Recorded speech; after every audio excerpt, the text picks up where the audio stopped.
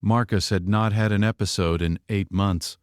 He had told himself that was over. This is what Marcus understood going into that week. He was 41. He was Army veteran, now construction foreman, and he had a dog, a 5-year-old golden retriever, dark gold, 68 pounds, who had spent 7 years being entirely predictable. That predictability was now gone. The 5-year-old golden retriever, dark gold, 68 pounds, had habits as fixed as furniture. It slept in the same spot, ate at the same hour, moved through the house in the same sequence. He had owned it long enough to know its rhythms the way you know a person's breathing pattern, below the level of conscious thought, part of the background fabric of a life. That fabric had changed. Marcus could not yet say how, but something in the house felt differently weighted on the side where the dog was. The 5-year-old, Theo, was in the house. That fact did not change Marcus's reading. It should have. Diane looked at the dog and said, "Probably just a phase." Marcus nodded.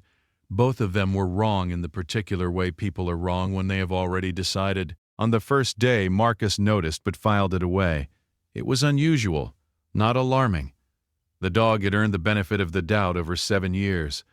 On the second day, the behavior returned, more specific. Same location or same body orientation or same object fixation. Marcus applied a professional framework. He was Army veteran, now construction foreman.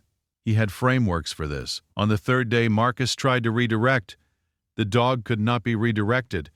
On the fifth day, Marcus physically separated it from whatever it was fixating on. It returned within 4 minutes. On the sixth day, when Marcus kept it in a different room, it began making a sound it had never made before. Not distress, not play, but something older and more deliberate. That was the sound Marcus could not classify, and because he could not classify it, he made a note. That note, written at the bottom of a grocery list and then transferred to her phone, had a timestamp that would later matter. The behavior escalated.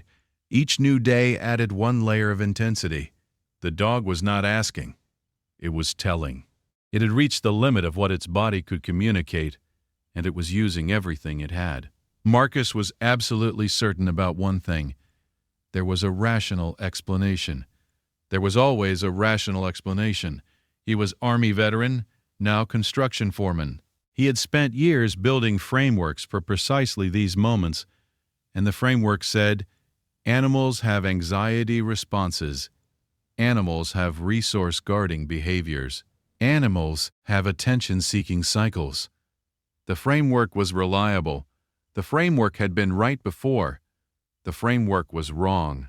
What the framework could not account for was the thing that had no visible symptom, no apparent trigger, no surface-level evidence that anything was wrong. What the dog was registering through the 60 million scent receptors in its nose, through the vibration sensitivity in its paws, through the biochemical literacy that had been built into that species over 40,000 years of living alongside human beings, was happening below the threshold of everything Marcus had been trained to detect. The moment of crossing came quietly. A small change, a number slightly off, a color that seemed wrong, a sound or a stillness or an absence that Marcus's professional knowledge recognized 1 second too late, and Marcus's body recognized first. He was moving toward the door before the thought had fully assembled. The VA psychiatrist was direct. They asked their questions without softening them. When they had the answers, they used the language of their profession, which is a language built around precision and time. They said, "The dog got between him and the trigger before the cascade started." They did not finish. They did not need to. If you stay for stories about what animals sense before we do, you're in the right place. Subscribe so you don't miss the next one. Marcus sat with what the VA psychiatrist had said. He sat with it the way you sit with something that rearranges the furniture inside your certainty. The body press. Not affection, the specific positioning, between and blocking. He had categorized incorrectly all of it. Every signal, every repeated behavior, every escalation. He had used every professional tool available and had still been looking at the wrong question. The dog had been looking at the right one. Has your pet ever done something that made no sense until it was the only thing that did? Tell us in the comments. These stories deserve to be heard. The dog returned to its normal life within a week. Its regular spot, its regular habits, its regular morning sequence through the house. No performance, no aftermath. Just the quiet resumption of being exactly what it had always been. Marcus watched it settle back into its routine and thought about the precision of what it had done. Not because it had understood the outcome. It had not understood the outcome. It had understood that something was wrong, and it had been physically incapable of stopping until someone else understood that too. If stories like this matter to you, subscribe so you never miss the next one.